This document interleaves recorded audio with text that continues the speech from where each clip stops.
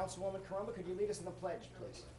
Pledge allegiance to the flag of the United States of America and to the republic for which it stands, one nation, under God, indivisible, with liberty and justice for all. Roll call, please. Councilwoman Carumba, sorry. Here. Councilman DeWitt. Here. Councilwoman Carr. Mayor Simmons. Here. Councilman O'Flynn. Councilman Gibson. Here. Councilman Forbes. Here. Well, good morning, everybody. Good morning. We are here to discuss a public hearing of the following ordinances and resolutions, and Mike Fegan or somebody take it away. Yes, I Amy. think we have to vote to let him be. Oh, I'm sorry. Yes. I make a motion that we accept Greg DeWitt Second. on the phone. There's a motion to allow Councilman DeWitt to participate by telephone. There's been a motion and a second. Any further discussion? Roll call, please. Councilman DeWitt. Aye. Mayor Simmons. Aye. Councilman Gibson. Aye. Councilman Forbes. Aye. Councilwoman Carumba. Aye. Aye. Thank you for that, Amy. Okay, take it away. I will swear in the witnesses. Anyone who intends to give testimony today, please raise your right hand. And do you swear or affirm that you will tell the truth, the whole truth, and nothing but the truth? I do. We also, let the record say, we also got one ex parte communication form filled out by Council Member Gibson. Is there any other ex parte disclosures before we begin? I'm looking around the room. I don't know. I haven't spoken to any of these gentlemen or ladies. I gave Charlene a whole big stack of them. Oh, okay.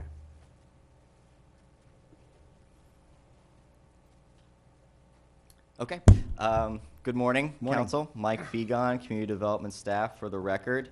Mr. Rooney did pass out a handout for a summary of sorts regarding the three applications and the approval criteria for each one. What I'm going to do really quick is just give you sort of like a 30,000-foot view of each of the applications and the approval criteria. And the discussion will mainly revolve around, I think, the issues that there are between staff and the applicant with the applications, which there really are only two issues. So to start off with, we have the review team that reviewed the cases for staff. The requests, there were three of them. The first request was a request to rezone the 1.2 acres from the C1A commercial zoning district to the community commercial zoning district. The second request was a variance request from a specific section of the code, LDC 4-89111 subsection 4, which requires a 500-foot spatial separation from a similar use within the the US 41 overlay to permit a fast food restaurant within 200 feet of a similar use. So the request on that was a spatial separation variance. And the third request was a special exception request for a fast food restaurant to be located within an existing building pursuant to LDC 4-891 within the US 41 overlay. So we have a conventional rezone, a variance, and a special exception, all for the same property, all for the same applicant, all for the same, essentially the same use. And Mike, can I just, Yes. Greg, can you hear okay? Yeah, it was cutting in and out, but I got the gist of it. The three issues.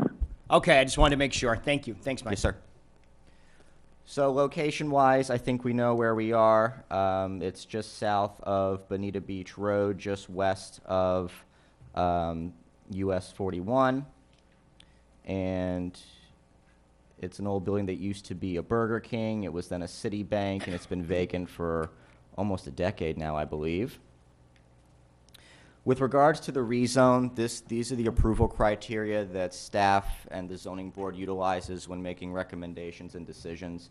We examine compliance with the comp plan, whether or not there's an undue burden on transportation or infrastructure, if there's the availability of urban services, performance and location standards, is it consistent with the densities and intensities of the comp plan, and is it compatible with uses in the surrounding area.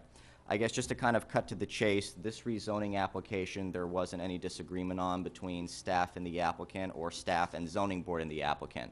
The zoning board agreed to the staff recommendation to go ahead and approve the conventional rezone from C1A to community commercial. There are numerous pieces of property surrounding this one that have the zoning designation that the applicant is requesting. So because of that, it's not that the zoning designation is not present in the surrounding area. It's all over the place, including the property immediately to the north and Springs Plaza, that rather large shopping center immediately to the east on the other side of US 41, all zone community commercial. So with that, I think, you know, there really isn't much disagreement on the rezoning. For the variance, that changes. What I have up here are the variance approval criteria that staff and the zoning board utilize when making recommendations for cases. You have the 5 criteria listed up there. The 2 that are italicized, which are the first 2 criteria, are the issues that staff has with the variance application. The other 3, the applicant, in staff's opinion, has satisfied sufficiently. So the first 2 are, is there an exceptional or extraordinary condition or circumstance that's inherent to the property in question, and is the exceptional or extraordinary circumstance the result of the actions taken by the applicant? Third criteria is, if the variance is granted, is it the minimum that will relieve the applicant of a burden? And will granting the variance be injurious to the neighborhood? And is this condition or situation, is it such of a general and reoccurrent nature that it becomes more feasible to just amend the ordinance? So again, the final 3, whether or not this is the minimum variance that would relieve the applicant of a burden, whether or not the variance would be injurious to the neighborhood, and whether or not this is going to be of a reoccurrent nature to just amend the ordinance, staff feels that those 3 criteria have been adequately satisfied.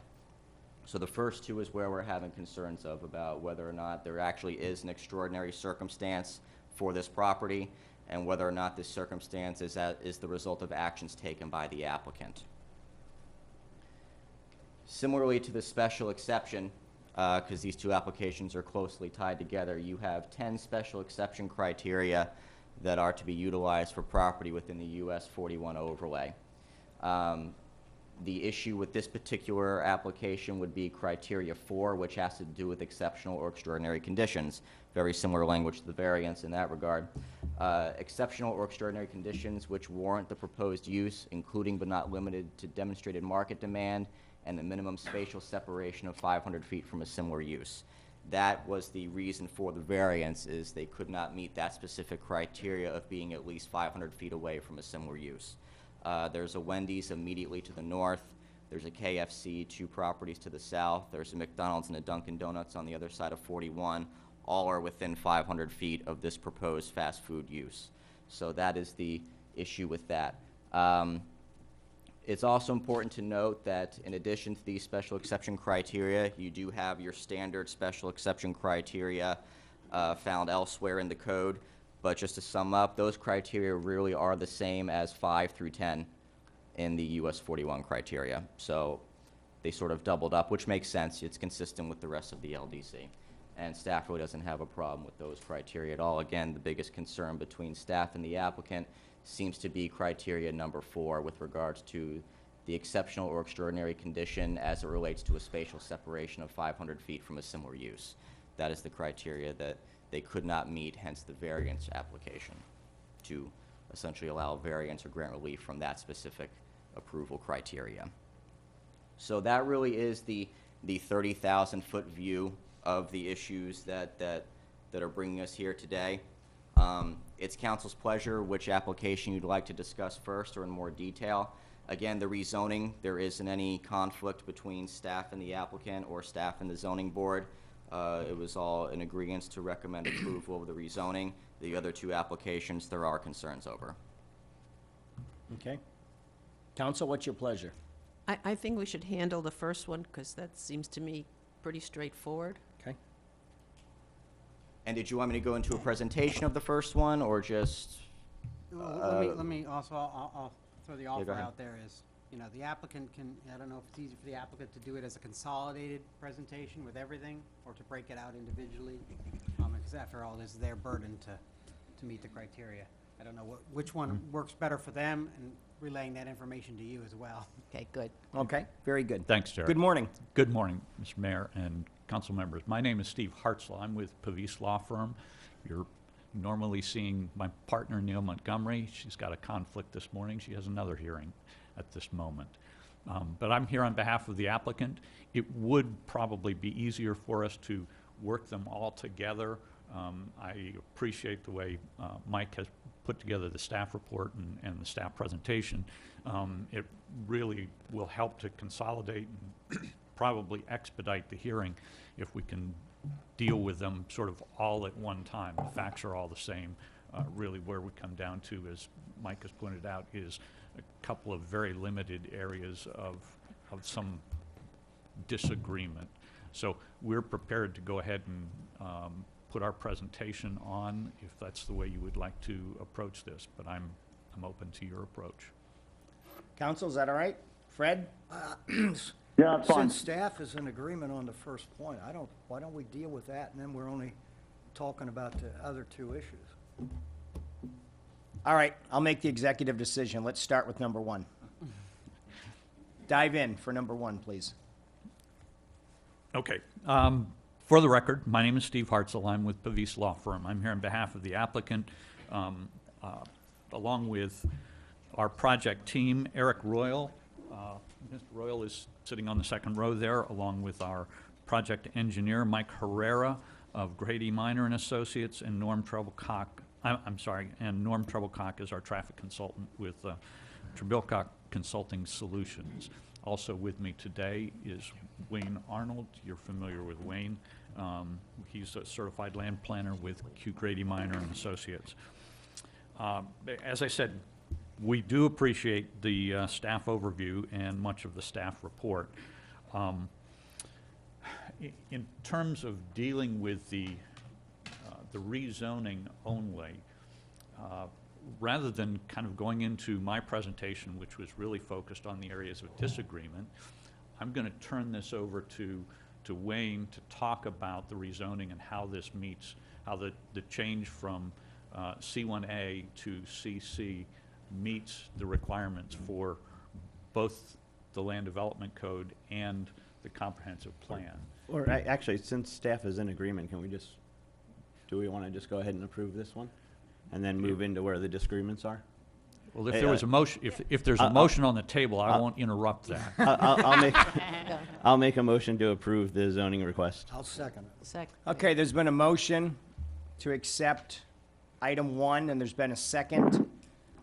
Is there further discussion? Roll call, please. Mr. Mayor, you can hold on 1 second so we can get a couple of things on the record. I would just go ahead and clarify on the record that this rezoning application is consistent with the comprehensive plan, the US 41 overlay, and all the other LDC requirements. I think we may need public comment before we vote. Yeah, we'll need a public. Okay. Further discussion by council at this time? Okay, public comment? Seeing none? Mr. Roll Mayor, call. Yes. I'm sorry. Perhaps for a housekeeping, I was going to put some exhibits into the record which might help the staff as well. We do have copies of all three of the applications, which, just for purposes of moving things along, I would submit those for the record, and I'll give those to the clerk. We also made a copy of the transcript for the Planning Commission, and I would submit a copy of that for the clerk. I've got a copy for Derek as well. And finally, we will put a copy of our PowerPoint presentation into the record at the end. And I would ask that the staff reports also be accepted as part of the record. No objection. We have copies of, in our packet. All of this data you already have It's at in our some level. packet, so we don't need copies, we already have it. You just want to make it official. Well, Okay. we don't have a transcript of the zoning board hearing. Okay. We have the minutes. Minutes. We That have a would be video, real though. addition. Okay, very well. Last call. Anybody else? Anything? Any housekeeping? Any items that need to get on the record? Any last thoughts? Council, any further discussion? Roll call, please. Councilwoman Carr? Aye. Mayor Simmons? Aye. Councilman Gibson? Aye. Councilman Forbes? Aye. Councilwoman Caramba? Aye. Councilman DeWitt? Aye. Okay, great. Item 2, please.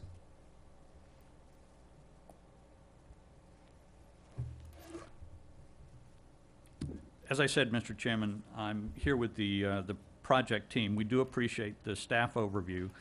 And what I would do at this point in time is to move into the variance and the special exception. Before I bring Wayne up to talk about some of the specifics, though, I would like to provide maybe a little bit of a background here. As you can see on the aerial photograph there, that's the subject property. It's located southwest of Bonita Beach Road on the west side of 41, and it's in the US 41 overlay. Obviously, it's existing development. It's part of a larger strip development where the original building was constructed in 1996 as a Burger King fast food restaurant, where it remained for 20 years until 2006. Later, the building was used for a while as a bank, but since 2015, it's remained vacant because the owners can't get a tenant into it. Now they've got an opportunity to put this vacant building back to use because Popeyes wants to establish its presence in Bonita Springs. The codes, however, have changed subsequently since it was constructed for a fast food restaurant, and that means that the property has to be rezoned, which we've just done, to allow for a special exception for fast food to be allowed here. You can see the unique and unusual conditions given the fact that this site was originally constructed for a fast food restaurant. It's designed that way. It's existing now. It was used as a fast food restaurant for 20 years. Let me digress for a moment to talk about what you all recognize is a somewhat complicated process to get us to this stage. We're just trying to reestablish a fast food use in an existing fast food building in a development that's already developed in the US 41 overlay. What it boils down to, as the staff has pointed out to, is essentially two things. Whether there are exceptional conditions that qualify this site as appropriate for a special exception in the US 41 overlay, and whether that reference to spatial separation was intended to be an absolute prohibition against similar uses falling within 500 feet of each other. That rather unusual criterion caused the apparent need for us to ask for a variance to the 500 feet out of an abundance of caution. Frankly, we don't believe that it's necessary to ask for that, but in the early discussions with the staff, that was the approach that folks felt would be best to address that question. So we did that. Frankly, we think that with the market demand demonstrated there, that the 500-foot spatial separation isn't intended as an absolute prohibition. Let me briefly talk about special exceptions and help set the stage a little bit for Wayne when he gets up there. A special exception is a type of a permitted use. In this case, that's for fast food. Once the applicant demonstrates that they've met the criteria for a special exception, that's supposed to be approved unless the evidence demonstrates that for some reason that use is adverse to the public health, safety, or welfare, that it causes some problem. Now, in the overlay, there are 10 approval criteria, as the staff has pointed out. Those 10 approval criteria say that they will be utilized to evaluate whether the special exception is met. I'd submit to you that evaluate indicates that there is discretion and balancing of the criteria that are expected with those 10 criteria. They're not absolute standards, each of which is required to be applied without any kind of discretion to evaluate whether that special exception should be approved. And if you look at the criteria, and Wayne will get into this as well, but they talk about addressing consistency with intent and incorporating innovative techniques and demonstrating enhancements or balancing auto-oriented design and pedestrian access or compatibility with existing and planned uses. All of those criteria are considered in an evaluation. Those are not absolute standards. When we get to the fourth one, that exceptional or extraordinary conditions which warrant the proposed use, that's another type of criterion which is supposed to be evaluated. And in that fourth one, it includes a market demand that must consider similar uses with a spatial separation of a minimum of 500 feet. we submit that not one criterion is expected to be an absolute standard. Otherwise, when you look at criterion number 7 under the special exceptions, it wouldn't make any sense. Because criterion number 7, if it's an absolute standard, says will cause damage, hazard, nuisance, or other detriment to persons or property. Well, obviously, that's not what you're requiring as part of your special exception. It's something that's supposed to be considered. It's an evaluation. So if these are applied as absolutes, instead of just factors, you also end up with unintended non-conforming uses that get created wherever one of those special exceptions is listed within 500 feet of the others. Again, that's not what we believe the standard was intended to do. We submit that the existing building and site, its history, all qualify as unique and exceptional conditions which aren't found anywhere else in the city. How much more exceptional can that be? This is the only place that we can find where this has occurred. We also submit that when they're evaluated, those criteria as applied to the site in light of the intent and purposes of US 41, it becomes clear that a special exception ought to be approved here. So returning your attention to this slide, another somewhat unique point is that going back to the 90s, you'll note that this particular property, I won't try and use that, that this particular property doesn't have direct access to US 41. And that's because it was required to provide a frontage road that serves not only this property, but also the adjacent properties. That, again, is a unique point. If we go to slide number 5, the property is located in the general commercial land use category. Policy 1.1.14 provides that the general commercial category is intended to provide or accommodate a wide range of commercial uses that serve the general population. It also recognizes that properties that were previously developed for commercial use prior to the adoption of the comp plan. So it specifically provides for this kind of a development, and it provides for a wide range of commercial and retail uses. Fast food specifically falls into that. These requests are consistent with the general commercial land use category, and at that, I will turn it over to our planner. Great, thank you very Wayne much. Arnold. Thank you, Mayor and Council. I'm Wayne Arnold, certified planner with Q Grading Meyer and Associates, and I've testified for you numerous times, and happy to be here representing the applicant. We would ask, just for the record, that Wayne be accepted as an expert. His qualifications, I think, are well known to you. If there's no objection. No, Amy? No objection. Okay. Thank you very much. Could you get closer to the mic, please? I I'm can't sorry. hear you too well. Okay, I'll try to lean forward a little bit. Thank you. We've kind of modified the process, so some of what I was prepared to talk about, I'm going to just go ahead and not talk about, and I'll move through the presentation as quickly as I can. I think both Mike and Steve have outlined the couple of issues that we have. And just to build on what Steve said, when we first started this process, we had no intention of asking for a variance because I think the interpretation by staff and us was that this 500-foot spatial reference that's in one of your criteria wasn't a hard and fast rule. It's a really confusingly written paragraph out of that US 41 overlay criteria because it mixes a market demand, then it says including but not limited to, and then it references the 500 feet. And from my perspective, the reference to the 500 feet is important, but it's not an absolute fixed number because I think when you look at the purpose and intent of that entire overlay section, and I'm going to read it. I've got a slide, but it's a little ahead of where I am. But I just wanted to read it briefly because I think it tells you where we need to go. And it says, the intent of the US 41 overlay district is to guide future growth and redevelopment along US 41 in a manner that maintains and enhances the aesthetic/visual quality of the corridor, makes efficient use of public infrastructure, protects existing neighborhoods, and balances automobile-oriented development patterns with the pedestrian realm. It goes on to say the US 41 overlay district is intended to prevent the expansion, and I emphasize the word expansion, of a strip commercial development pattern and create a physically attractive, functionally integrated built environment through cohesive and complementary site development and design standards.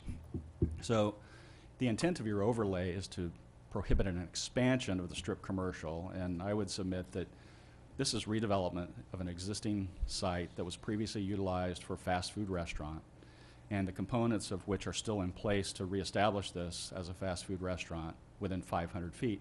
Because I also maintain, and we had a lively discussion on this point with the zoning board and with staff prior to that, that if you apply the 500-foot separation criteria, you've now created issues along your US 41 corridor that I'm not sure were intended by the adoption of this ordinance, because you've made several nonconformities if you apply this hard and fast. And, you know, which use goes away first, I guess would be my question. If there is a problem with Wendy's, or you have some sort of devastating fire or circumstances that affects KFC, McDonald's, Dunkin' Donuts, the Chinese restaurant that's in the shopping center, the Blackjack Pizza place.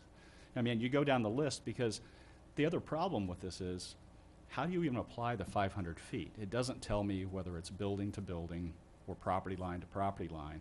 So, I mean, there are some inherent issues with just trying to apply that regulation as it's written. And in either case, frankly, here, we're within 500 feet of Wendy's. There's no getting away from that property line to property line or building to building measurement. But having said that, we think that out of the abundance of caution, and I think, Mr. Spain, I haven't met you, but we did talk on the phone. I think we were asked to go ahead and submit the variance application as a way to deal with the 500-foot spatial separation, if council makes the policy decision that it was meant to be a hard and fast 500-foot application of that number. I'm going to skip through the compatibility discussion I had for the zoning case. But what I wanted to highlight are the fact that we do have an existing building, and I think, I can't speak for the zoning board, but I think it was lost in some of them that we have an existing building that was used for fast food, and yes, there was an interim use of a bank, but sort of on the left, we have an outdoor seating area that's still intact. The next slide to the right shows you that there's an existing drive-through lane in place. The slide in the upper right-hand corner shows you the frontage road that was established and is in place, and then other components of different facades of the building. But the fact is, it is there, and with some reskinning of the outside of the building and some renovations of the interior, the intent is to utilize that 3,500 square foot building that exists, and with minimal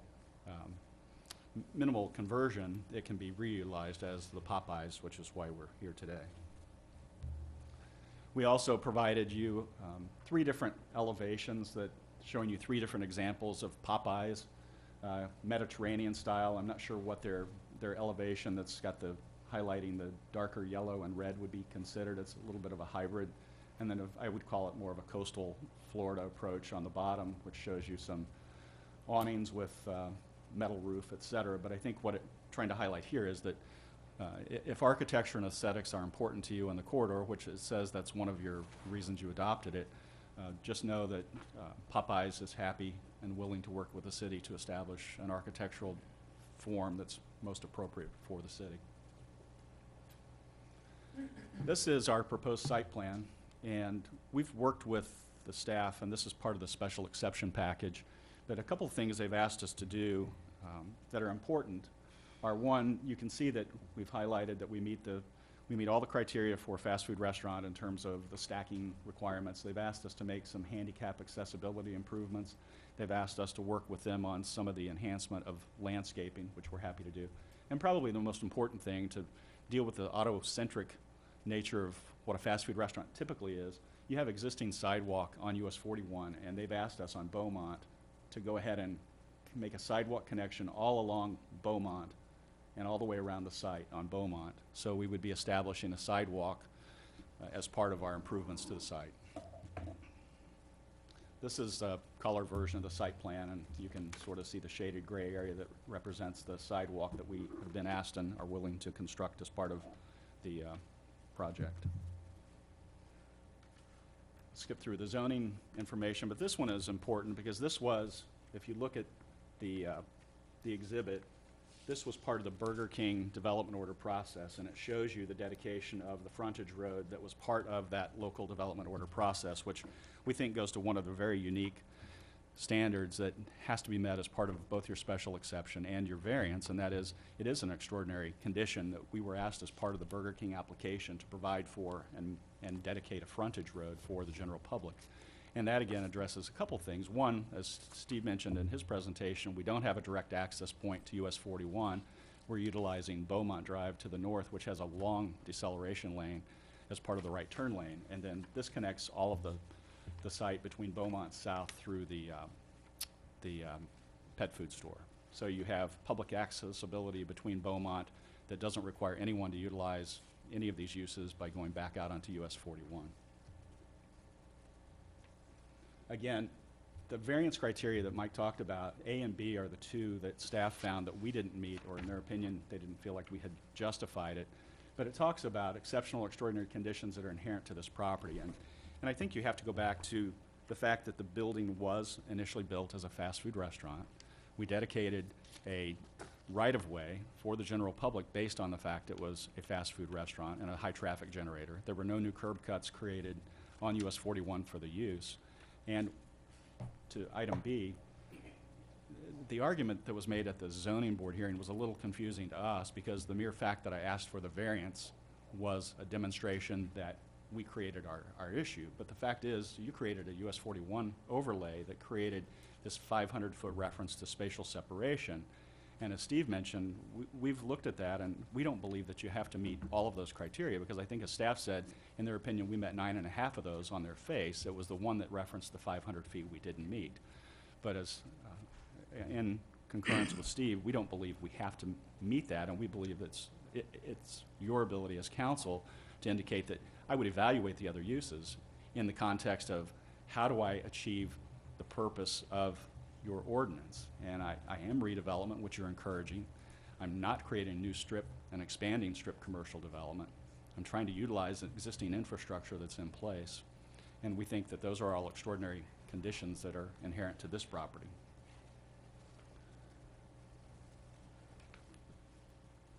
This is your purpose and intent that I read from, so I'm not going to belabor that point.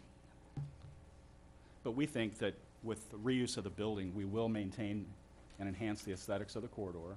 It does make an efficient use of the infrastructure. It protects existing neighborhoods. The nearest residential structure is off of Windsor, over 700 feet from us, that's separated from us and then by St. Leo's Church and cell tower site. And it does prevent an expansion of strip commercial, because taken literally and utilizing your 500 separation, I would have to go potentially north of US 41 and create a new location for the same use.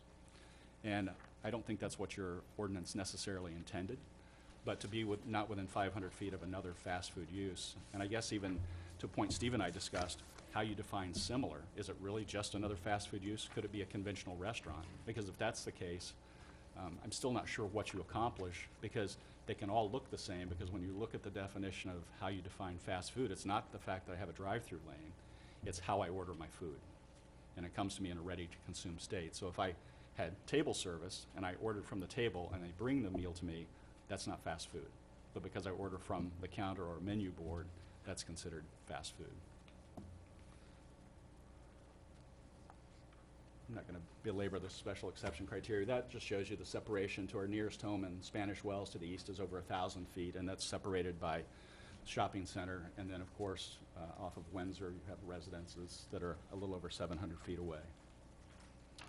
This represents the nearby fast food uses, and I think this goes to my point that if you apply the 500 feet, who goes first? If all these restaurants made a significant investment in their properties, and God forbid that one of them has a fire or is destroyed by the hurricane and they're not allowed to reestablish themselves because you have this firm 500-foot rule, I think that, to me, it comes back to you. And yes, they may still have to ask for the special exception, but it's up to you as the policymakers to determine, okay, let me look at the other similar uses within 500 feet and determine if this makes sense and does this meet the intent and purpose of our ordinance.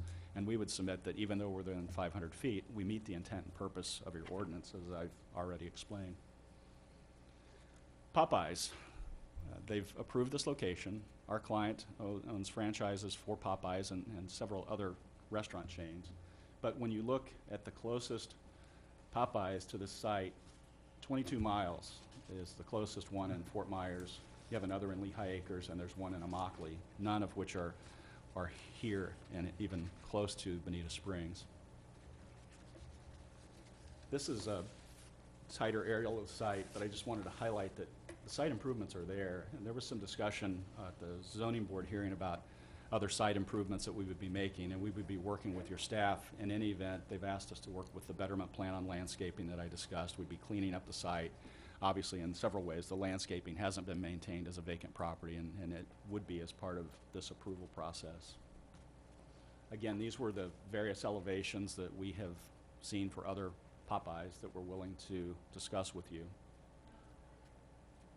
And just some other site shots. I mean, there's a lot of significant landscaping that's been planted along the US 41 corridor. It hasn't been maintained to the greatest, but you have a large cocoa plum hedge that almost obscures the building. If you're in a vehicle, you don't see much of the site. It needs to be probably managed a little bit better, but there is a significant landscape buffer that exists and is on site. That was it. Thank you. I will just kind of briefly wrap up here before we go out to the public. The purpose of the 41 overlay is to enhance the aesthetic and visual quality of the corridor while preventing expansion of strip commercial development. We submit that the proposed Popeyes serves both aspects of that overlay district. The most immediate and aesthetic benefit is it takes an existing, vacant, unattractive, unused piece of property that frankly detracts from the visual qualities of the corridor and turns it into an active, vibrant participant in the existing commercial corridor. It contributes to the pedestrian access, to the pedestrian experience through sidewalks, outdoor dining, and through enhanced landscape buffers that are proposed. We submit that by approving this request, you'll turn an existing eyesore into an aesthetic asset in that neighborhood. The other side of the equation is that it's intended to prevent the expansion of strip commercial development patterns. We submit that the development pattern is already established at this location. It's existing because it's developed. This will not be a commercial expansion.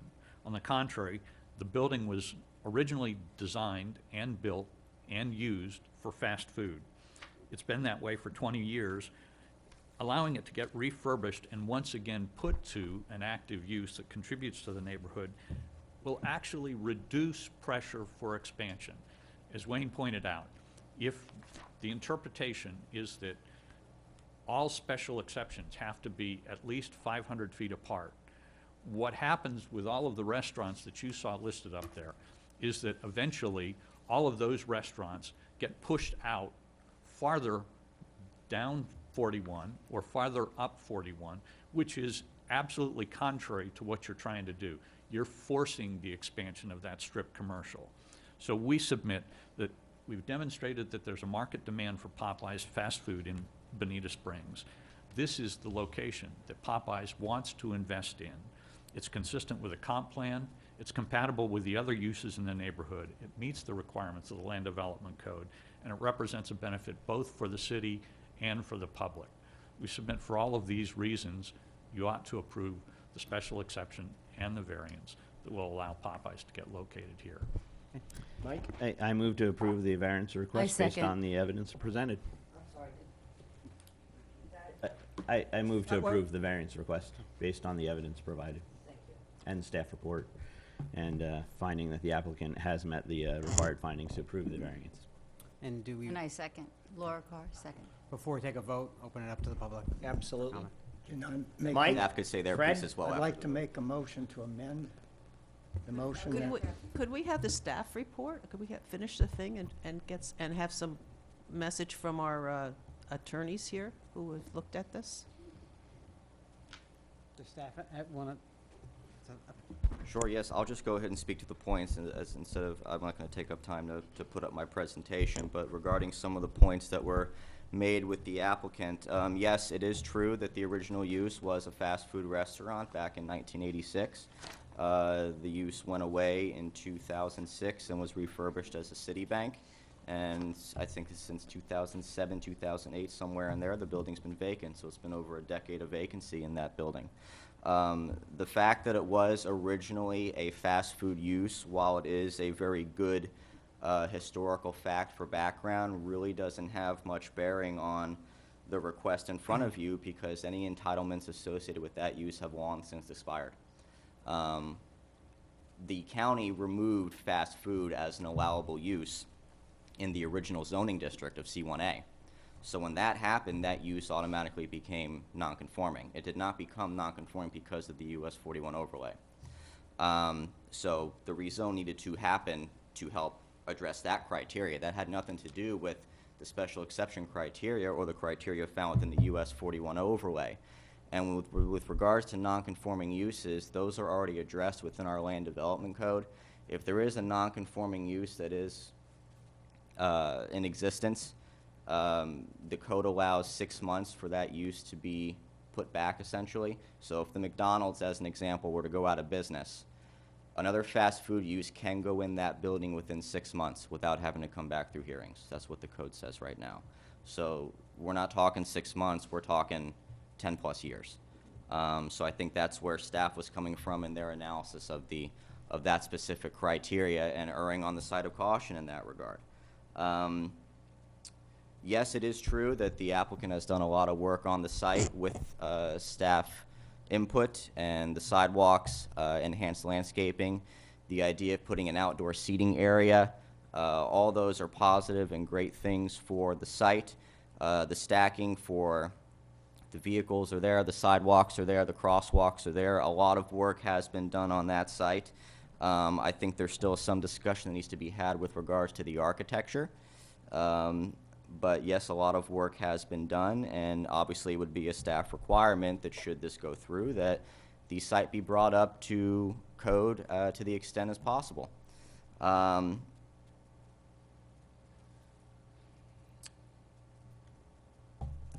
You know, I think what we're talking about here is whether or not there really is an exceptional or extraordinary condition. The way staff has looked at that has been, while yes, the building is there, and yes, the site is developed, and yes, the original use was fast food, and that is a unique historic fact. That's not necessarily a unique and extraordinary condition of the site itself.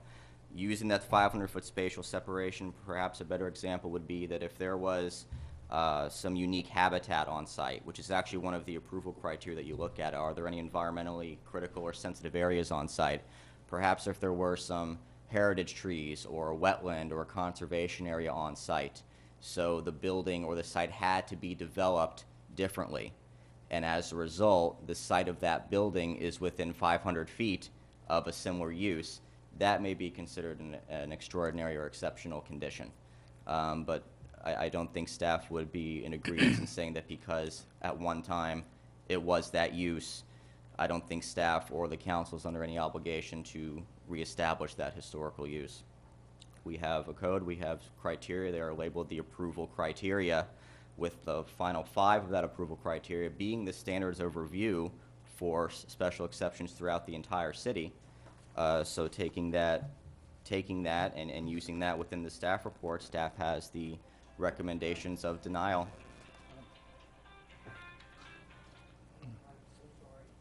We're all guilty at some point. You are truly forgiven. Mike needed a little break anyway. Yeah, thank you. You can take it if you want. No worries. Yeah, you want to take it? Oh, okay. Okay. I have some questions. Sure.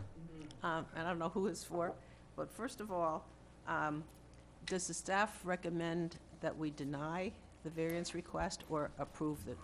Staff is recommending the recommendation is to deny the variance request and to deny the special exception request. Okay, so again, review it for me, because it gets a little confusing. If we deny, then does that obviate the need for the special exception? Yes, If it's approved? Staff's opinion. in staff's opinion, Okay, yes. well, if we approve, do we still need to vote on the Yes. special exception? Correct. Okay, that's my, so you can answer that. And you want all my questions at once, and then the next, the Well, rest? And I apologize for stepping in, but I know we all seem to be in a hurry today, so I just want to help to clarify things. Because the last presentation, we are mixing the special exception and the variance criteria. Correct.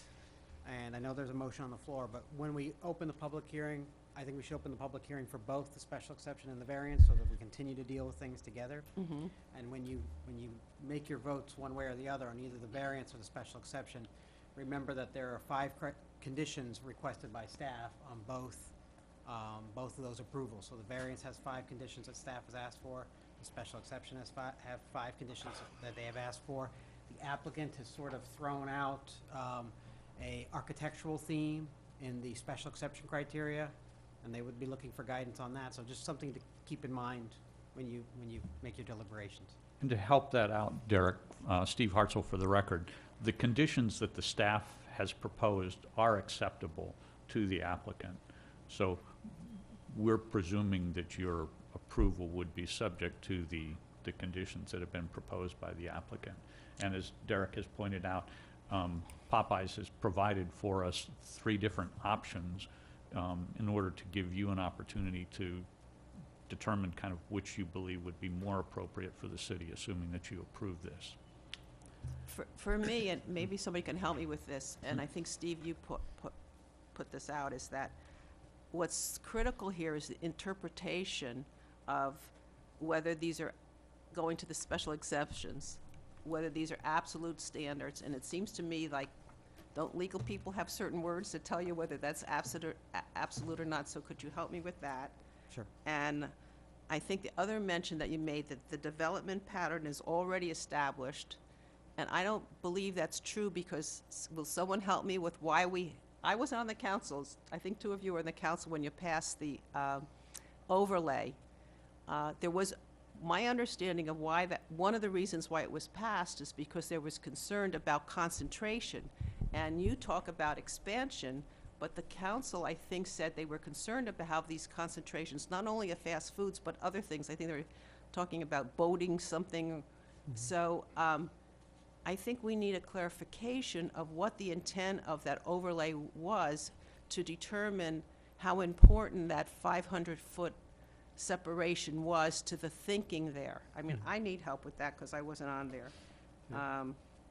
I think that's it. I can give a little bit of, Yeah. and I'll look to both Mr. Hartzell and Mr. Spain to correct me if I'm misinterpreting anything, but the staff position is that, and staff being Mr. Fegan, Mr. Dolmer, Mr. Spain, having their review, is that the 2 requests are mutually exclusive. You cannot approve the special exception without first approving the variance. So the variance would be required from the 500-foot separation in order to allow the applicant to proceed with the special exception. In other words, the 500-foot separation is a hard and fast rule. The applicant is contending that the very language of the special exception criteria indicates that it is an evaluation criteria and not necessarily a hard and fast rule. They have nonetheless applied for the variance because they want to conform with staff and try to move the ball forward. I think ultimately the intent is something that probably staff can go into a little bit more, other members of the council, but it is a determination on the language in that special exception criteria, whether or not you believe today it is a hard and fast rule or it is something subject to interpretation. I don't know if I have any comments on that from. Let's get an answer, and then we'll go to Councilman Forbes. Or any additional comments? Yes, I'd be happy to address a couple of those things. First, Councilor Kuremba, with regard to what's the purpose of the overlay district, Section 4-888 specifically provides for that. It's to guide future growth and redevelopment in a manner that maintains and enhances the aesthetic visual quality of the corridor. It makes efficient use of public infrastructure, protects existing neighborhoods, balances auto-oriented development with the pedestrian realm. The overlay district is intended to prevent the expansion of strip commercial development pattern and create physically attractive and functionally integrated built environment. When we get to the question of expansion of strip commercial development pattern, I would submit to you that that specifically addresses the kind of situation that we're looking at here, which is if the interpretation is that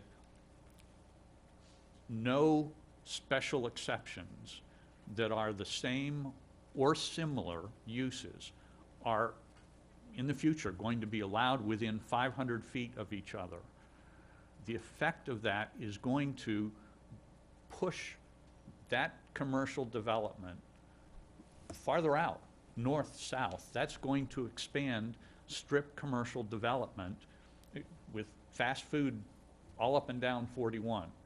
We submit that that's contrary to what you intended or what the the city intended when these regulations were adopted. We also would submit that that doesn't promote a physically attractive and functionally integrated built environment. When we get to the question of the efficient use of public infrastructure, we've got a site right now that is a commercial development site, and as Mike has pointed out, for a decade has been vacant. It's been vacant because it's designed for a fast food restaurant. It was not successful as a bank. And for 10 years after that, it just sits here. That's not the efficient use of your public infrastructure. And in fact, has the contrary effect of, I would submit to you, detracting from the visual quality of the corridor. So those are the kinds of factors that we believe, when you look at the intent and the purpose of your special exception and these 10 criteria, those are the kinds of things that are supposed to be promoted. And then when we get to the specific language of that section, which honestly, we all, by this point in time, understand that's just an odd construct for a criterion, because it says exceptional or extraordinary conditions exist which warrant the proposed use. Yes, which warrant the proposed use. So if it's a special exception, as I said, it's a type of permitted use that's allowed. We talk about the exceptional conditions, which on this site, as I've pointed out, it's already existing, was designed for a fast food restaurant. But then it says, okay, when you're looking at exceptional conditions, including, but not demonstrated, or I'm sorry, but not limited to, demonstrated market demand.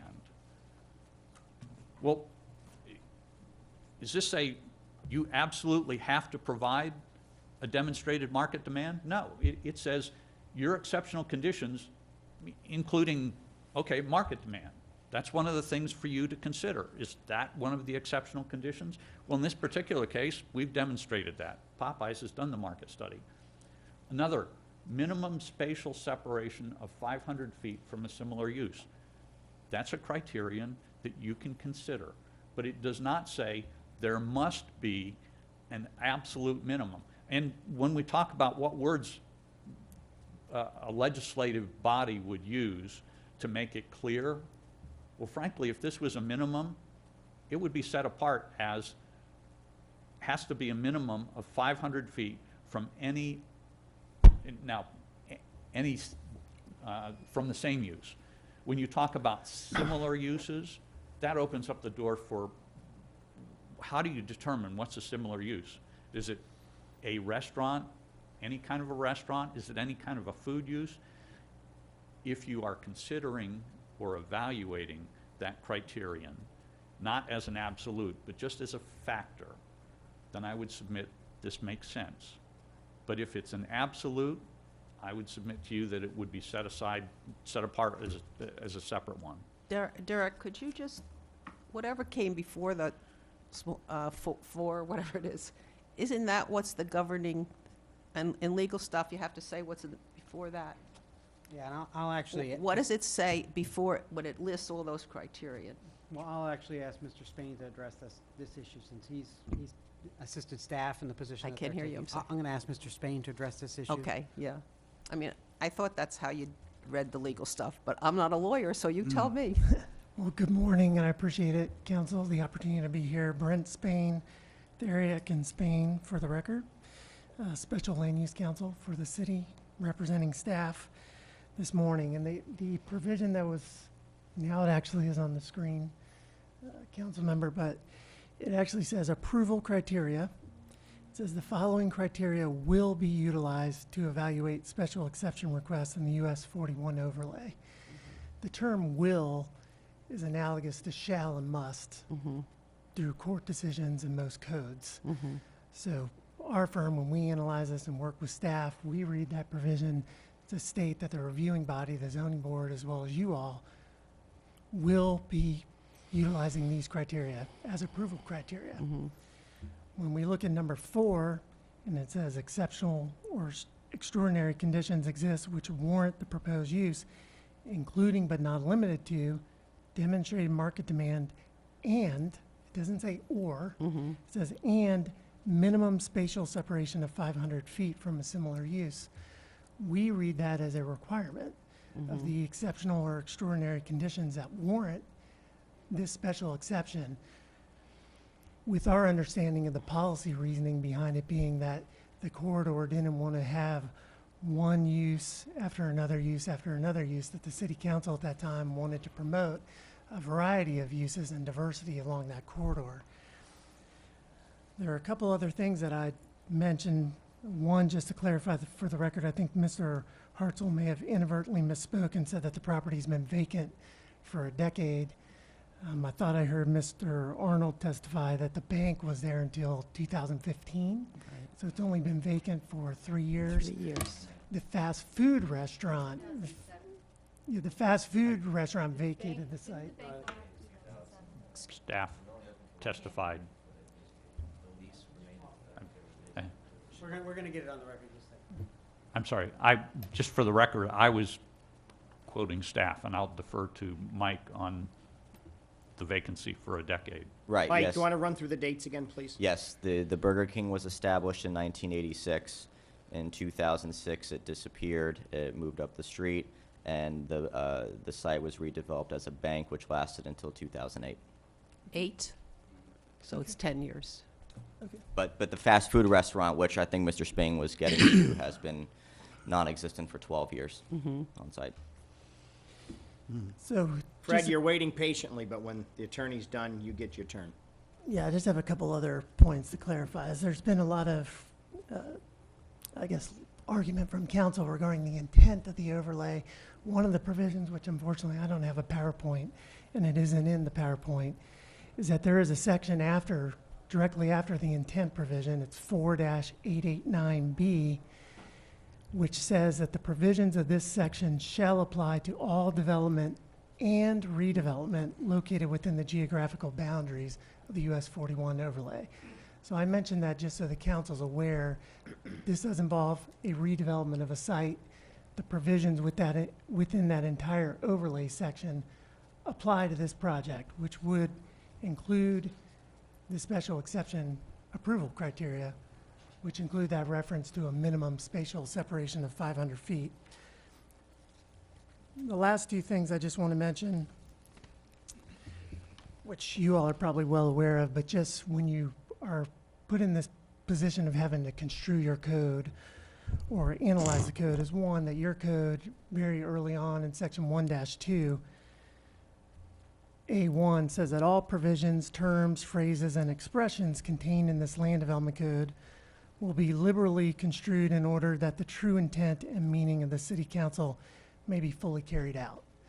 So that's your all's responsibility in construing that provision to say what was our intent in creating these special exception approval criteria for this particular overlay, one of which makes reference to a minimum 500-foot spatial separation. The other provision that I want to mention is just later in the code, section 9-1, sub 1, states that the following rules of construction apply to the text of this code. The particular shall control the general. And I mention that just because there's been some mention of there's regular special exception criteria, and then there's the overlay approval criteria for special exception. That's the specific criteria that in this circumstance would control over just the general special exception criteria. And while Mr. Fegan has made an appropriate point, those specific particular review criteria incorporate the general criteria, and then this body felt it significant enough to add additional review criteria, which are 1 through 4 Correct. up there on the screen, one of which is the extraordinary exceptional circumstances, including demonstrated market demand and a minimum spatial requirement or separation of 500 feet from a similar use. I don't think there's any disagreement necessarily between the folks that there are fast food restaurants within 500 feet, regardless of whether you measure it door to door, property line to property line. The question becomes for you all, are you construing this that these are just factors that you all consider and don't need to be met? Or are they factors that you all are required to consider and need to be met? And it was our view when we reviewed this application that these are review criteria that need to be met. That was staff's opinion and is in the staff report before you all this afternoon. And that's why when we had our phone call with the applicant, said, well, one approach you all may want to consider is obviously you're within your rights to ask for a variance from that criteria if you all believe that you can demonstrate the criteria to get a variance approval. And as Mr. Fegan has noted, there are 2 criteria in the variance criteria that have been flagged as not being able to be met. And I would simply just echo from a legal perspective, a variance, generically is defined as relief from the literal enforcement of the requirements of an ordinance. So I'm asking for relief from the literal enforcement of your all's land development code because of a unique circumstance or condition that's inherent in the property. And I think Mr. Fegan did a good job on that in providing you all with some examples of what staff and our firm viewed as extraordinary circumstances and what case law might view as extraordinary circumstances. That being, if I had property, I think Mr. Fegan mentioned if there were heritage live oaks on the eastern side of the property, which I'm prohibited by law from removing, which require me to put the building on the western side or the eastern side. So now suddenly I'm within 500 feet of a similar use. That's a unique circumstance inherent in the property.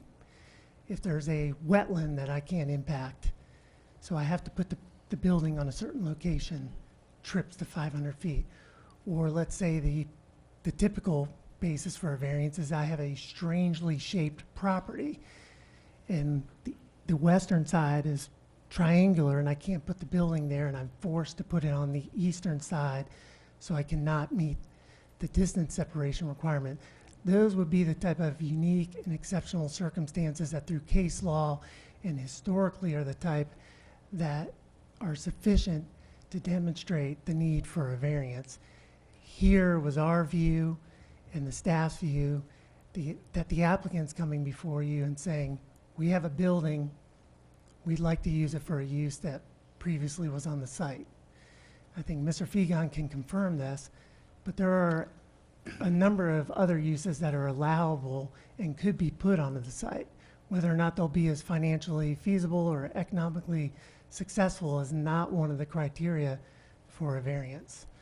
So with that said, I'll make myself available for questions, but I did want you all to know some of the legal reasoning behind the interpretation and the staff recommendation. Thank you very much. Councilman Forbes. Yeah, and I would like a little indulgence since everybody else that wanted to has done a lot of talking. Number one, I think the spatial extraordinary thing that separates this from that 500 foot is that the ingress and egress is from a service loop road. And I do believe that that's really significant because 41 is one of the most congested roads we have. Before I go on with what else I was going to say that one of my very first things I tried to do in council, which didn't get the votes, I might add, was to require a minimum separation of just gas stations on Bonita Beach Road. And it was brought up, and then our city attorney at that time put in an extra pill, I called it a poison pill, and said, I want to put fast food restaurants in it. And everybody on this council, except me, I didn't want fast foods in there in the first place, but they all said no. Fast food You're courts. saying like the combination gas stations? Well, no, and- or a separate, she wanted to wear not only separation minimum on gas stations and convenience stores, but also fast foods.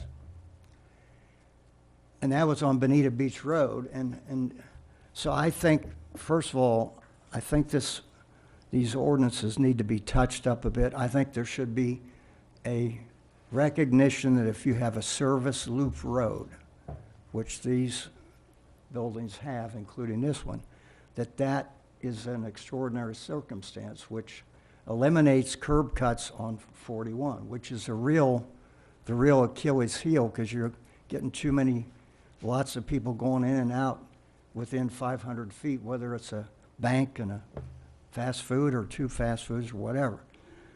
The only thing that I would like to see is, I'm for granting this, but I would like to see something in it. That's what I started to make a motion to amend it, and maybe if Mike hears what I'm talking about, he can fix it himself. They've offered to do something better than just a standard Popeye. And I think that is another good thing that lends credibility to this, and I would like to have it so that the applicants, architect, land use planning, whatever, work with Sam Vincent to come up with something that would be one of the enhanced Popeyes. I don't think any of these three quite hit it, maybe some combination here and there. And I think that that would be a good thing, and that would enhance that area. But I do think that loop road makes a whole lot of difference. Okay. I think I can, just to recap a little bit, because I know we went kind of deep on the special exception criteria, and the motion on the floor right now is for the variance. If the variance is approved, then the issue of whether the 500-foot separation is a hard and fast rule, it's a battle for another day. You'll only be looking with the special exception criteria at the remaining conditions. And at that point, if you wanted to add something with regards to compatibility or architectural standards, I think that would be the proper motion to condition, not the variance. So what we're saying, we need to do just a motion on the variance. Correct, after we open up to the public, Right. for both Right, the special yeah. exception and the And we variance. could tack in there something about, yeah, okay. A staff. Amy, did So, you have another I'm question? just to clarify, because I think this is what you said, that if you vote to approve the variance, then that is saying that we can eliminate 4 from the criterion from the special exception. Is that true? The 500-foot separation Right, issue which from is that criteria, number 4, yes. I think, all right? I don't think I have any disagreement from that. Okay. From anyone else. Trying to get that. And even though I can understand where Councilman Forbes is talking about the egress on a special thing, that has nothing to do with what we're talking about here, right? Because there's no criterion that said the reason why you have the 500 feet is because there's concern about going on 41 and entry and exit. It can be. I think the problem, one of the things we've all been dancing around is the intent, which unfortunately in this code section actually has an intent section which spells it out. Right. And everyone's sort of remembrances, intentions are maybe not completely spelled out within that. The concentration of uses isn't spelled out, the curb cuts isn't spelled out. So I think that is something that staff and I should look at, again, revisiting the intent to make sure it's clear, because it does drive so much of the rest of the considerations. But no, I think at this point, if the variance is approved, then you can look at the remaining special exception criteria, compatibility, otherwise, market analysis, all that stays in. It's simply the 500-foot separation that would come out for consideration. And I think that loop road gives you the weight to approve that variance, because that separates it from other sites where they don't have a loop road or service road. Well, I don't want to give opinion on it, but what I can tell you is that both code provisions, the overlay and the special exception criteria, do speak about compatibility, maintaining compatibility uses. You have in the overlay discussions about pedestrian friendly and stuff like that. So to the extent you're addressing traffic, you are addressing those issues at some level. Okay. And if I may just add really quick, just to sort of hammer a point home that Mr. Spain was making with regards to the 500-foot separation requirement. It is important to note, and it's one of your attachments, that US 41 overlay section of the code, there is a whole host of uses that are subject to these approval criteria. It is not just fast food. Right. Many of the uses tend to be relatively auto-centric, such as fast food uses or car lots, boat dealerships, things like that. And one of the original intentions behind it, while not necessarily spelled out in here, was to avoid having fast food row or car lot row, where you have one use that dominates the corridor. So that really sort of was the intent behind it. And what you can see, based on the map that was provided, is you're pretty well saturated there with your fast food restaurants, which is why I think that might have been one of the uses that was added to the list. So I just wanted to make sure that was clear. Mike, did you have something? Council, okay. Anybody else on council? Okay, we're going to open up for public comment. Okay, there's been a motion. Derek, I don't know if you want to restate it. I believe the motion was by Councilmember Gibson, seconded by Mrs. Carr, to approve the variance.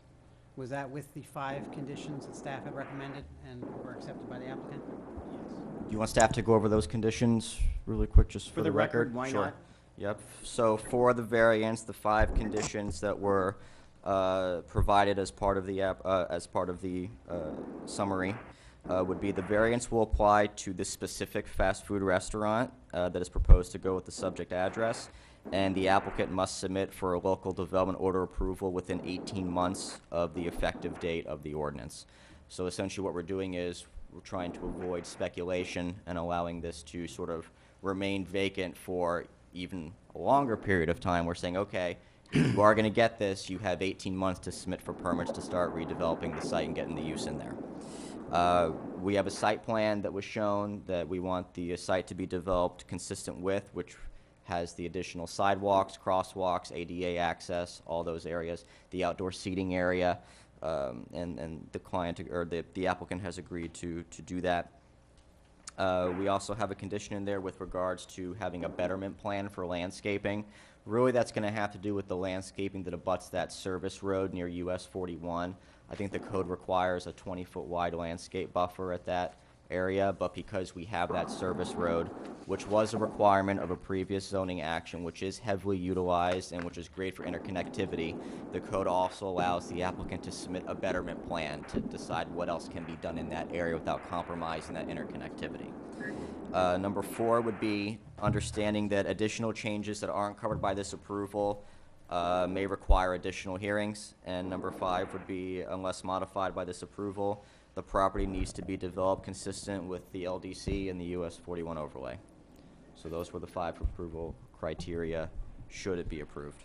Thank you, Mike. Councilman Forbes. Well, then I want to amend the motion that we would include also that the architecture. architectural would have to be worked out with city architect, and if necessary, come back to resolve anything with city council. Okay. Members of the public that would like to speak at this time? I need a second. I'll make that change to my original Okay, motion. good. Mrs. Carr, do you agree to amend? It's in my amend original your second? motion. Well, it's actually, I think he did. Well, I believe, I have to. I think she asked, so he's going to accept, Councilmember Gibson's going to accept your amendment, your friendly amendment, as is Councilmember Carr. Yes. Okay. And nobody from the public wants to speak? Roll call, please. Mayor Simmons, Aye. Councilman Gibson. Aye. Councilman Forbes, Aye. Councilwoman Caramba, No. Councilman DeWitt, Aye. Councilwoman Carr. Aye. Moving right along. What's next? Special exception. Okay, special exception. And Mike, you wanna- staff did include criteria for the special exception as well. They pretty much mirror the criteria for the variance. You have 18 months to submit your local development order and get your permits in to start going. Should the applicant fail to submit the local development order within 18 months, the special exception will be null and void. Condition number 2, develop consistent with the site plan. Condition number 3, the betterment plan for landscaping. condition number 4, understanding that any changes not covered by this approval will require additional approvals or hearings. And number 5, unless modified by this approval, the property needs to be developed consistent with the regulations of the LDC and the US 41 overlay. And number 6, with Councilman Forbes sort of echoing the same for the variance, working with the city architect on architecture, which would happen during the local development order phase. And Councilman DeWitt, can I ask a favor that you put your phone on mute, please? Thank you, sir. It was getting me and you. Do we have to exclude from that condition, the 500 feet separation? That's a consideration, not a condition. All right, Yeah, because- the variance was just approved. Okay, so we don't have to, in this next one, we don't have to mention that, okay? Okay, well, as long as everybody's in agreement, I move to approve the special exception with staff's recommendations, based on the evidence presented, including the staff report, finding that the applicant has met the required findings to approve the granting of a special exception. Second. Okay, there's been a motion to accept and a second. Council, is there further discussion on that? Legal counsel, any comments? No comments. Council? Public comment? Seeing none? Last call? Roll call, please. Councilman Gibson, Aye. Councilman Forbes. Aye. Councilwoman Carumba. Aye. Councilman DeWitt, Aye. Councilwoman Carr, Aye. Mayor Simmons. Aye.